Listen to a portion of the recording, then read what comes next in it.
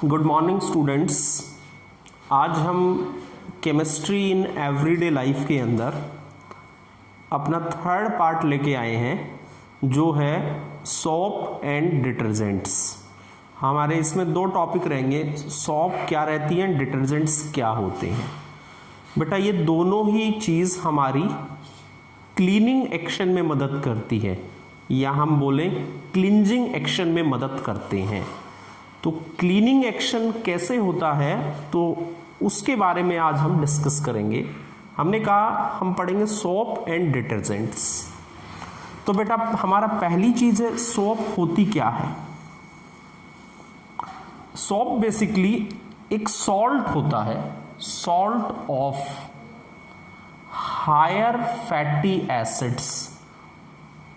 Higher का मतलब है लॉन्ग चेन, मतलब ज़्यादा कार्बन वाले एसिड का सोडियम और पोटेशियम सॉल्ट, सोडियम और potassium salt of higher carbon number of acids, उसको हम सोप कहते हैं।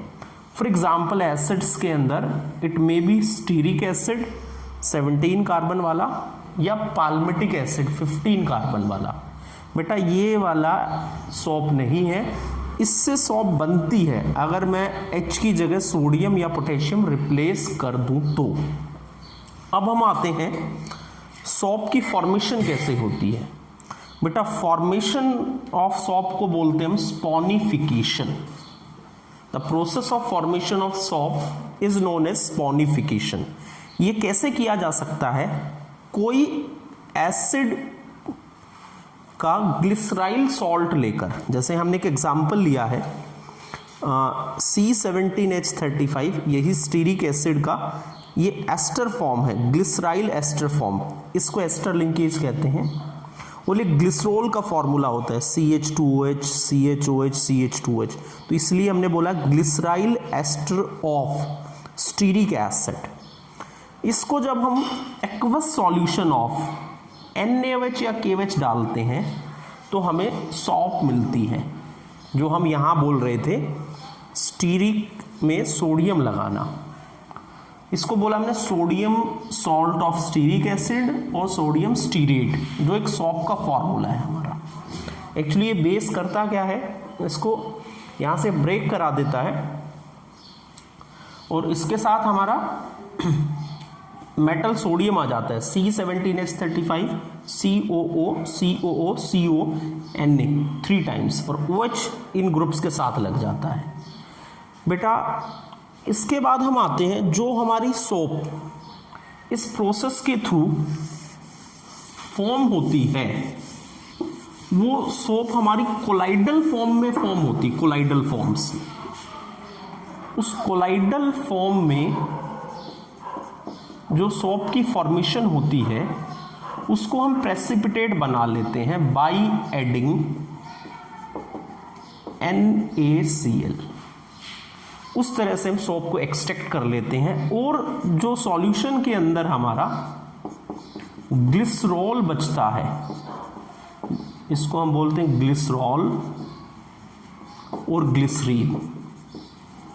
इसको हम बाद में फ्रैक्शनल डिस्टिलेशन से सेपरेट कर लेते हैं, बाय फ्रैक्शनल डिस्टिलेशन से सेपरेट कर लेते हैं।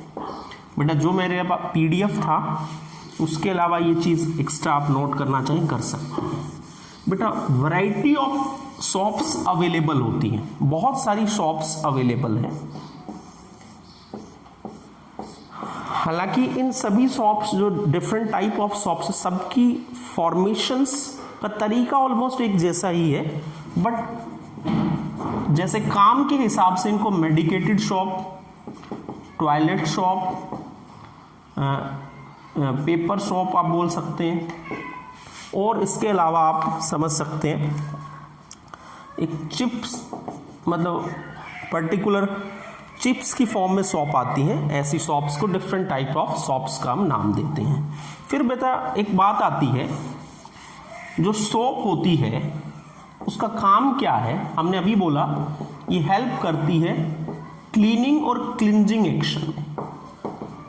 तो बात आती है can we use soap in both soft water और हार्ड वाटर। तो बेटा सॉफ्ट वाटर में वी कैन नॉट यूज, हम यूज नहीं कर सकते, but hard water sorry soft water में we use easily, but hard water में, हार्ड वाटर पहले होता क्या है, having impurities of either calcium chloride और मैग्नीशियम क्लोराइड, और कैल्शियम सल्फेट और मैग्नीशियम सल्फेट। हार्ड वाटर में हम सोप को यूज नहीं कर सकते, कैन नॉट यूज। तो यहां से ही क्वेश्चन पूछा जाता है एग्जाम में कि why we can not use soap in the hard water. तो जैसे ही हम सोप को डालते हैं, ये साबुन है बेटा हमारी, sodium salt of stearic acid, जब इसके हमने ये डाली, ये वाटर कंटेनिंग हार्ड वाटर, होता क्या है, ये साबुन जो है हमारा इनसॉल्युबल कॉम्प्लेक्स बना लेती है। ये दिस इज इनसॉल्युबल कॉम्प्लेक्स, आप कह सकते हैं इनसॉल्युबल कैल्शियम स्टीरेट बन गया ये हमारा। आपने साबुन डाली, ये वाटर के अंदर इम्प्योरिटी थी हार्ड वाटर वाली, ये आपकी इम्प्योरिटीज इनसॉल्युबल हुई और ये स्कम बना लेती है। मतलब स्कम को आप समझे मैल या डर्ट, जो इनसॉल्युबल होता है और वो क्लीनिंग एक्शन में मदद नहीं कर पाता। तो सीधी सी बात ये है, साबुन को आप can not used in hard water. इसके बाद बेटा हम आते हैं डिटर्जेंट्स की। बेटा डिटर्जेंट्स के बारे में हमने बात करनी शुरू की है। डिटर्जेंट्स बेसिकली मोर एडवांटेजियस होते हैं साबुन के कंपैरिजन में, सोप के कंपैरिजन में। सबसे पहला क्वेश्चन आता है ऐसा क्यों? क्योंकि सोप हार्ड वाटर में यूज नहीं कर सकते थे, जबकि डिटर्जेंट को हम दोनों में ही यूज कर सकते हैं, हार्ड में भी और सॉफ्ट में भी। दूसरा बड़ा एडवांटेज डिटर्जेंट का कि डिटर्जेंट जो अनब्रांच्ड होते हैं वो बायोडिग्रेडेबल होते हैं, और साबुन सोप बायोडिग्रेडेबल नहीं होती है तो हार्मफुल होती है। आप पोज करके वीडियो को लिख सकते हैं बेटा, ये पॉइंट्स भी एग्जाम में पूछे जा सकते हैं। इसके अलावा जो इंपॉर्टेंट पॉइंट है इसमें, डिटर्जेंट क्या होता है, साबुन की तरह ही डिटर्जेंट भी सोडियम सॉल्ट है, बट वो सॉल्ट था हायर एसिड्स का, बट ये sodium salt of sulphonates, sulphates और अमोनियम का होता है। अमोनियम है ये बेटा। मोस्ट कॉमनली होता है ये सल्फोनिक एसिड का सोडियम सॉल्ट, जिसमें लंबी चेन होती है कार्बन की। बेटा डिटर्जेंट्स को हम तीन पार्ट में क्लासिफाई करते हैं, पहला अनायनिक, दूसरा कटायनिक और तीसरा नॉन आयोनिक। पहले बेटा क्वेश्चन की बात कर लेते हैं, जो क्वेश्चन इसमें से पूछा जाता है, एग्जाम्पल को भी देखेंगे। सीबीएसई 2020 के अंदर पूछा गया था टूथपेस्ट के अंदर कौन सा डिटर्जेंट यूज किया जाता है, तो आंसर है अनायनिक। ये AIPMT का भी क्वेश्चन है ऑलरेडी। सिमिलरली कटायनिक डिटर्जेंट, ये क्वेश्चन आ चुका है एग्जाम्पल, जिसका नाम है सेटाइल। सेटाइल इसके लिए होता है बेटा ट्राई मिथाइल, 1 2 3 मिथाइल। अमोनियम होता है N के ऊपर 4 कार्बन या 4 बॉन्ड, अमोनियम ब्रोमाइड। इसमें ज्यादा पार्ट कटायन है तो इसको कटायनिक बोलते हैं। इसमें ज्यादा हिस्सा, ये वाला इतना हिस्सा अनायन का है तो अनायनिक डिटर्जेंट कहते हैं। क्वेश्चन की बात कर रहे थे हम, तो ये वाली चीज हम यूज करते हैं हेयर कंडीशनर में और हेयर शैम्पूज में। ये भी क्वेश्चन है बेटा ऑलरेडी, मेडिकल का भी और सीबीएसई और शायद जेई में भी आया हुआ है क्वेश्चन। हेयर कंडीशंस में, हेयर शैम्पू में कौन सा डिटर्जेंट आप यूज करते हैं? कटायनिक डिटर्जेंट हम यूज करते हैं। बेटा अनायनिक डिटर्जेंट क्या होता है बेसिकली, इसको आप अपनी एनसीईआरटी बुक से नोट कर सकते हैं डायरेक्ट डेफिनेशन। तो आप देख लीजिए डेफिनेशंस को सीधा। Anionic detergents are the sodium salt of long chain of alcohol और hydrocarbon. Anionic detergent are sodium salt of long chain of hydrocarbon और एल्कोहल। सिमिलरली कैटायनिक में आप लिख सकते हैं the salt of ammonium salts of bromides. देखिए पता लग रहा है cationic are the ammonium salts of bromide, these are the salts of long chain of alcohol और हाइड्रोकार्बन्स।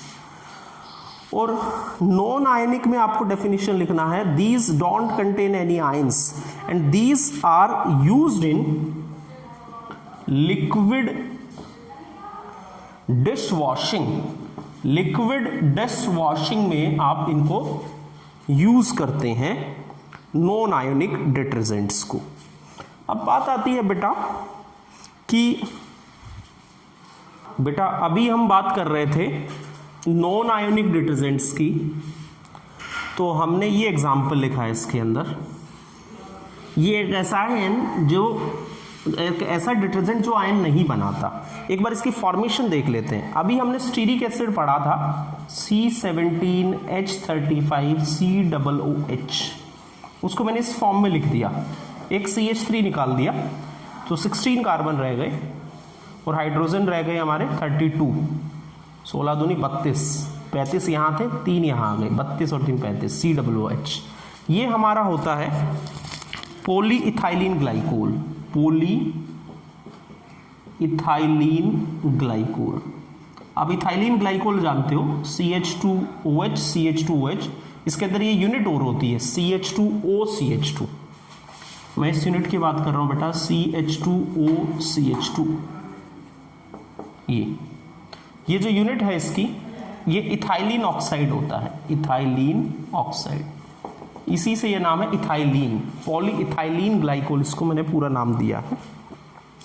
जब ये रिएक्ट करते हैं तो वाटर निकाल दिया मैंने, H यहां से OH यहां से, और वी विल गेट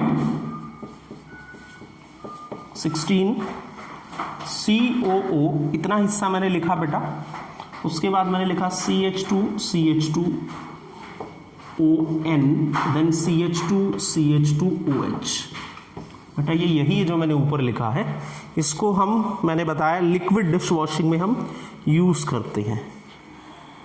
तो बेटा एट लास्ट हमारा ये है कि हमने यहाँ तक अपना पूरा पार्ट कर लिया है सारा, जो हमारा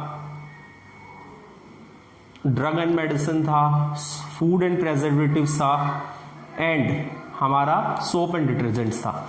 मैंने आपको ये भी बताने की कोशिश की बेटा, आप अगर line to line go through होते हैं बुक से तो ज़्यादातर क्वेश्चन नहीं, मोस्ट ऑफ क्वेश्चन आप समझें, उससे भी ज़्यादा मैं कहूँगा यही से क्वेश्चंस बनते हैं। तो बेटा केयरफुल रहें। नेक्स्ट वीडियो को जो हम लेके आएंगे बेटा, उसमें सारे क्वेश्चंस को डिस्कस करेंगे इस चैप्टर से रिलेटेड। तो please, thank you very much.